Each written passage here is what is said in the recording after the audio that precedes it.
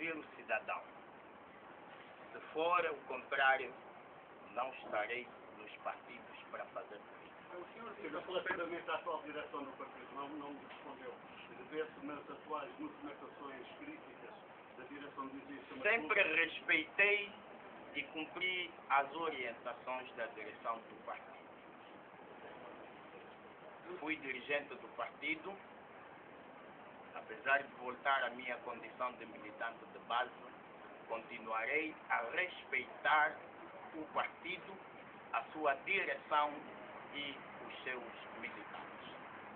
Reiteradas vezes, eu fui membro da Comissão Permanente, o senhor Fuca Mozeiro foi admitido para apresentar e para abandonar esta prática que estava a ser algo de promoção, como é que como no caso da promoção de casos em nome da JUA, do movimento juvenil.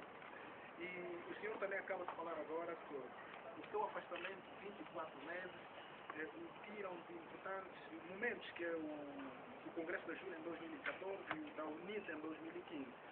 Isto, para si, representa um afastamento total do Partido UNITA? Bom, primeiro para dizer que a primeira questão que me coloca, eu gostaria de lhe responder da seguinte forma.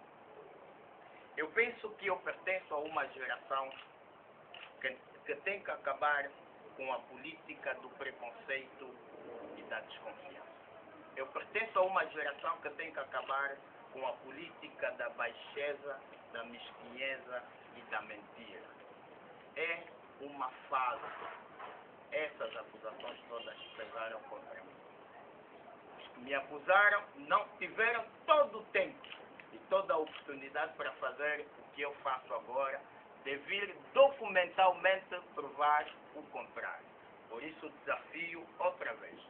Quem sabe que eu estive envolvido em práticas incorretas, desafio a provar publicamente e a levar mais barras do que Se o senhor se acha inocente, por que não recorrer aos tribunais? Já que o senhor é acusado, por que não recorrer aos tribunais, já que se sente injustiçado pelas acusações que estão impostas?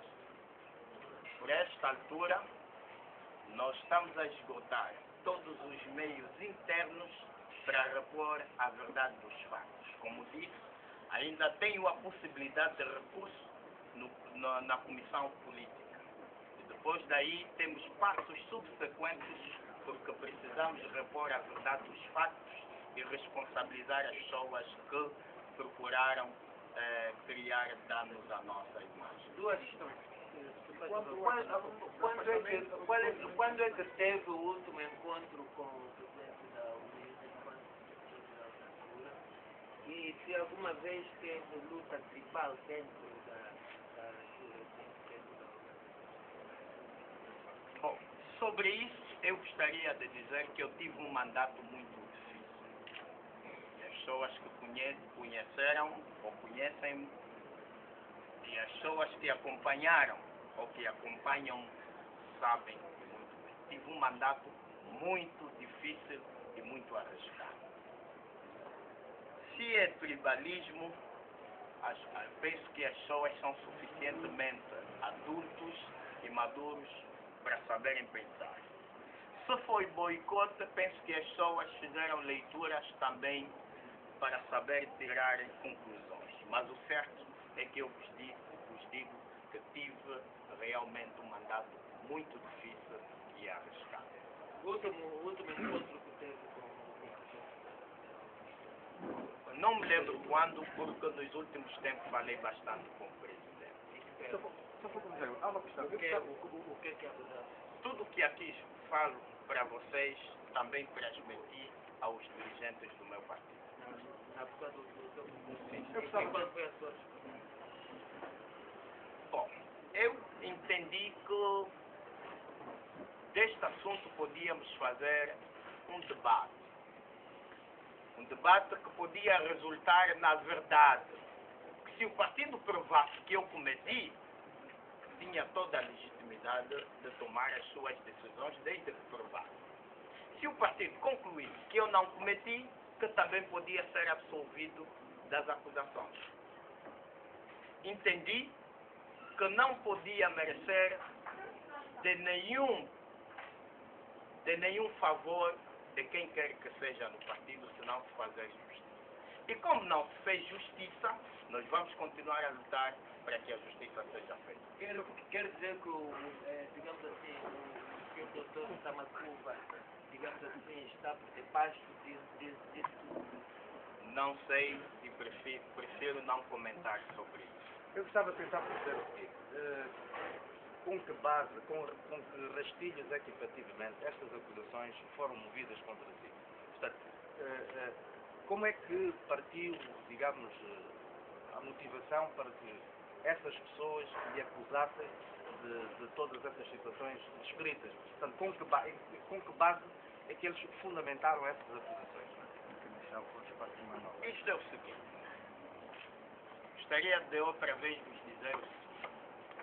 Eu pertenço a uma geração que não é a geração que nos anos 80, nos anos 70 na América foi tida como a geração sem causa e nem objetivo.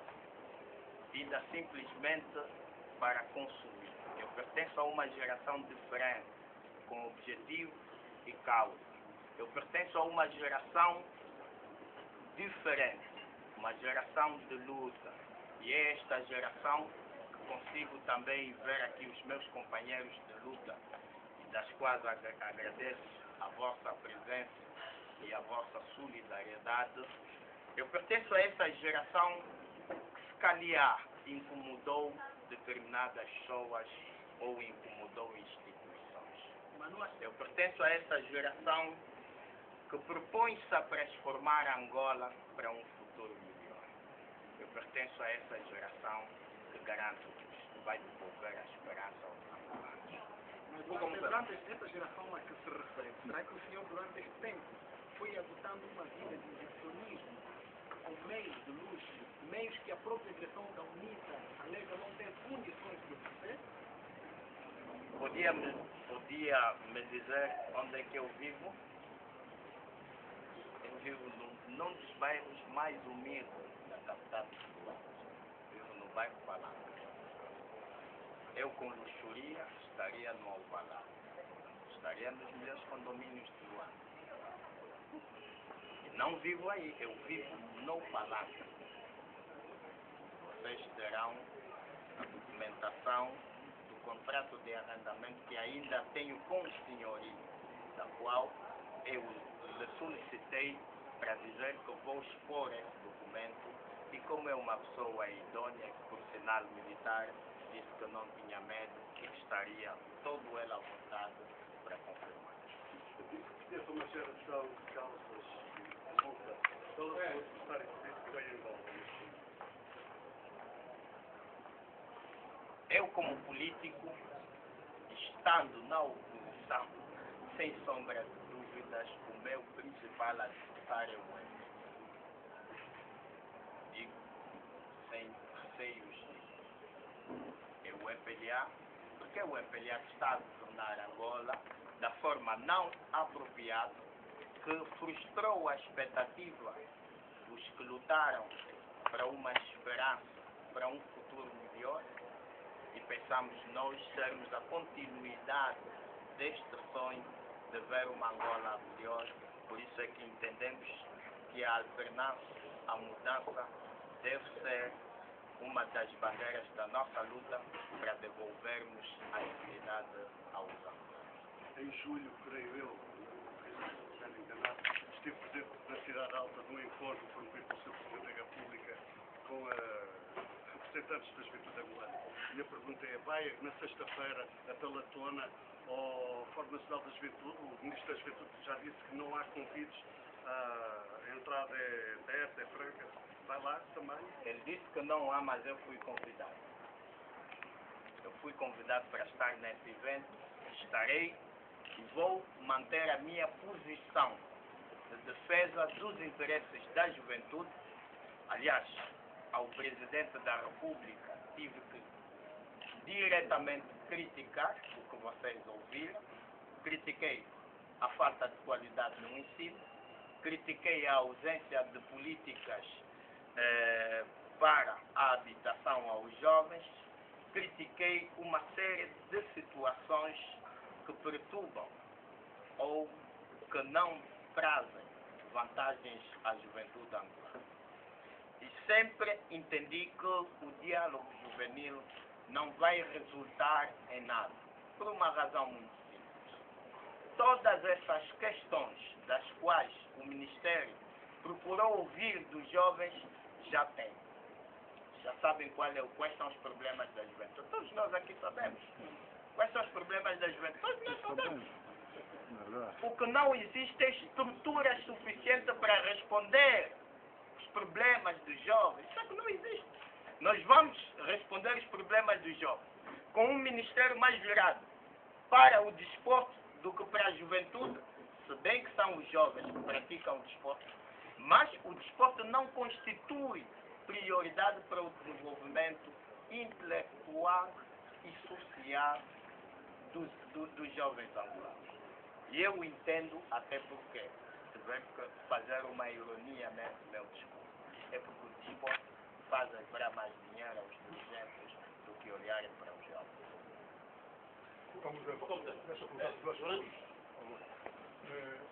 O Camuzamba não terá cometido alguma imprudência no envolvimento, a relação que tem com algum dirigente que o terá metido nessa situação? Não se lembra de uma situação? Essa é a primeira. A segunda, o Camuzamba falou em perseguição. Disse em determinada altura que terá indagado alguns dirigentes do EPLA o que teriam ouvido em relação a este caso. Quero dizer aqui que resposta é que obteve destes elementos que indagou sobre este caso e se terá alguma coisa a ver com isso. Primeiro, eu gostaria de voltar a dizer que precisamos acabar com a política do preconceito e da discriminação. Meus caros companheiros, eu nasci em Luanda, cresci em Luanda, estudei nas escolas em Luanda. Os meus melhores professores são do MPLA. Tenho amigos, colegas que foram para o MPLA. Deixo de ser amigo deles porque sou da UNITA? Ou deixo de ser amigo dos que estudaram comigo porque foram para o Bloco Democrático? Ou porque foram para a FNLA?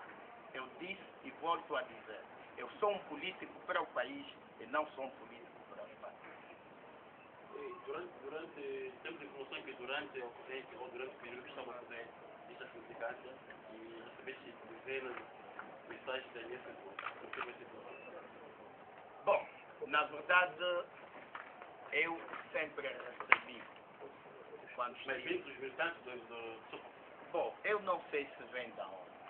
Aliás, a minha vida pública, as pessoas conhecem, não é nova. Eu tenho um percurso, qualquer dia vamos falar sobre isso. Hoje gostaria que nos limitássemos a esta conferência de imprensa com este tema. Eu, quando fiquei preso várias vezes, recebi ameaças de morte. Sempre que me pronunciei publicamente, também recebia ameaças. Isso passou a ser o círculo normal na minha vida. Agora, só entendo que toda essa situação visou atingir a minha dignidade, a minha honra e o meu bom nome. E tudo que está em causa, os valores da vida, a política deve estar para defender. E percebi que neste assunto a política não estava para defender. Defendeu-se outros interesses ao invés do interesse da política. Uma questão.